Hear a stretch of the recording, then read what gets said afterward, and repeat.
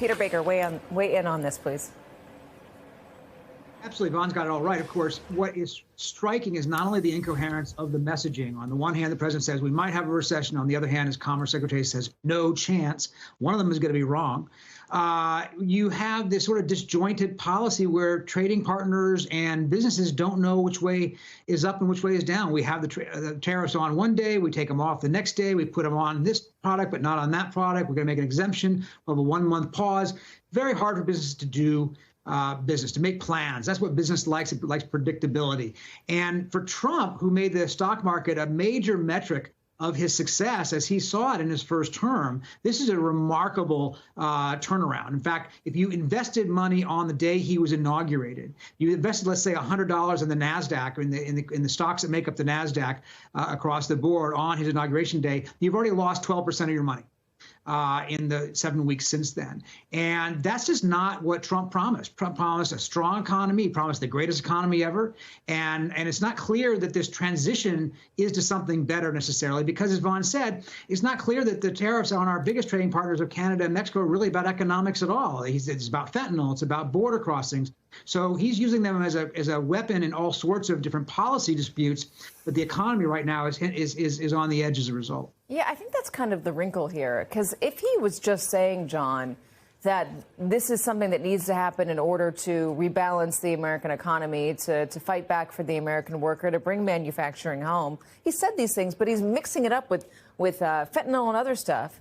If he just focused on this message and told the American public it's going to look ugly for a little while, very rich corporations might be, unhappy about this, but I'm going to make it better for American businesses. I'm going to make it better for American manufacturers. I mean, there are American manufacturers who are cheering this. We saw the New York Times did a great piece today on steel and aluminum owners saying this is a good thing. They need to rebalance trade, because right now what they are seeing is that no matter how low they get the price for their steel products, Canadian steel is going to undercut them. It will always be less. They can't lower the price enough.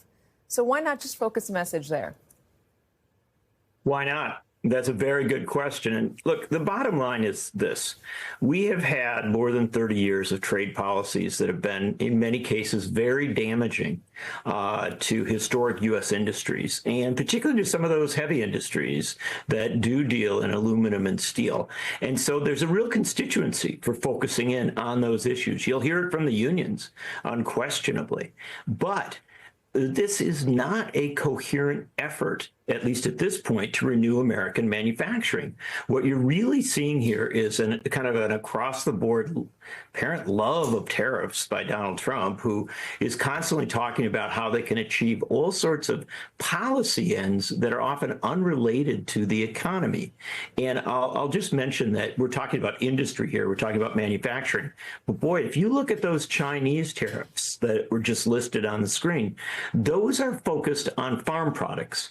And we are right at the point in the year where farmers are preparing to go into the field in a lot of states that voted for Donald Trump, and they don't know what to plant or how to approach things because of the wild instability of what's going on, and because of the fact that products that they have traditionally relied on, corn, soybeans, et cetera, are now being targeted for these tariffs. It is a very, very unstable moment. And yes, you're seeing that reflected in the stock market. But boy, if you go and look at, just people's faces. I was in rural Iowa, Iowa County, Lafayette County, Grant County, Wisconsin over the weekend, talking to farmers, and they are scared. They are looking at a situation that doesn't make sense to them.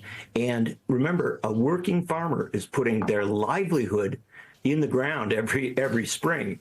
We are at the edge of spring, and they're getting all sorts of mixed signals from Washington. Yeah, I wonder if there was a way to do this and to benefit politically from it. I mean, Donald Trump ran to the White House or got reelected to the White House on the back of a lot of angry blue-collar workers, industry workers, who said that they felt left behind, as you mentioned a moment ago, by 30 years global trade policies. Manufacturing towns, their towns got decimated. and they felt like they weren't being heard any longer. They felt the Democratic Party, for instance, wasn't hearing them. You can quibble with whether that's true, but that's what they felt, and that's how they voted.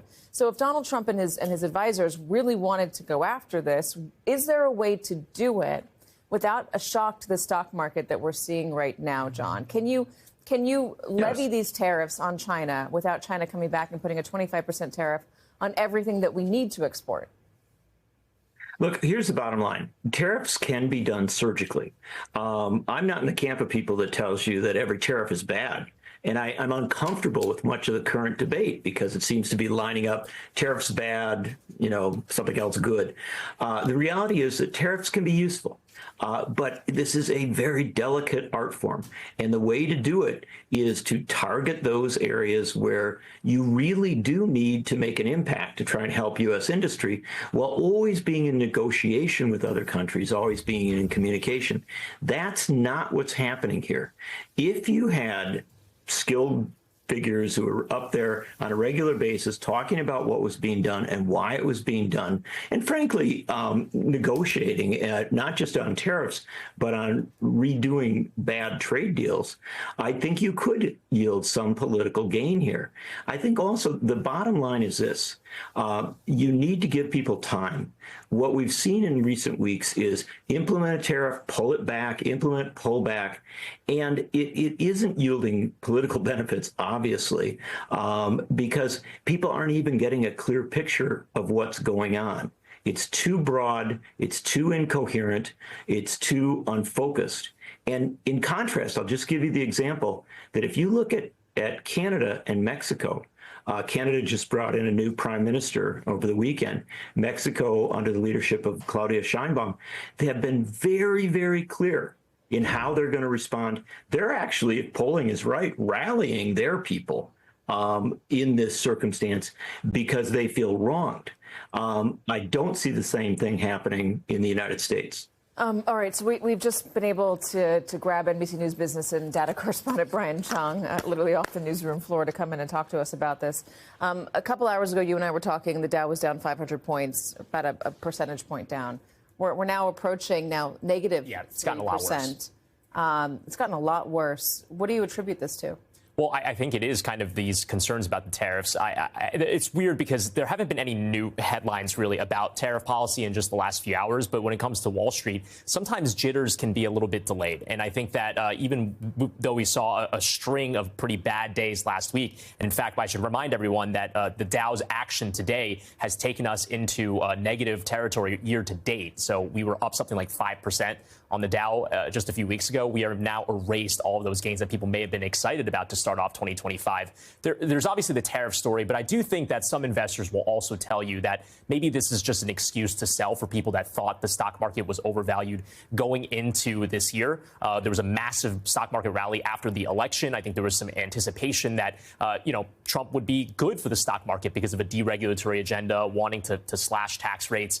I think what we've seen as of the last few weeks is kind of a recalibration to whether or not this tariff policy vis-a-vis is going to be good for the economy in the absence of other deregulatory or tax cut policies as being telegraphed by the White House. Again, why today? That's very much an open question. Peter, quick question to you on something that John was saying a moment ago, that this knee-jerk tariffs bad, no matter what, consensus that seems to be forming out there, at least among some groups, is not necessarily the right way to look at this. I wonder, from your reporting in this White House, is there somebody within Donald Trump's sphere of influence that is telling him this and advising him to be more surgical and just not getting anywhere with him? What is the dynamic? Yeah, that's a good question. I don't know the answer to it, but you see a different crew of people this time around than last time around. Last time around, you had people like Gary Cohn in there and so forth who were cautioning against radical shifts in policy like this that seem less than strategic and less than thoughtful. Now you've got Howard Lutnick in there cheerleading this, and it's not clear whether there's some other economic advisors saying, wait a second, let's think this through a little bit. Let's have a plan. Because you're right, it's not necessarily that tariffs are bad in and of themselves. Part of it is just the sense of uncertainty about what's happening and when it might happen, where it might happen, and why it's happening, right? Is this about fentanyl? Is it about economic dislocation? Is it about reordering our trade agreements? Remember, the trade agreement under which we are currently operating with Canada and Mexico, was actually negotiated by President Trump. That's the one that currently governs our trade between these two neighbors of ours. So if he didn't like that deal, then he had something to do with it and could tell us what went wrong and why it needs to be fixed.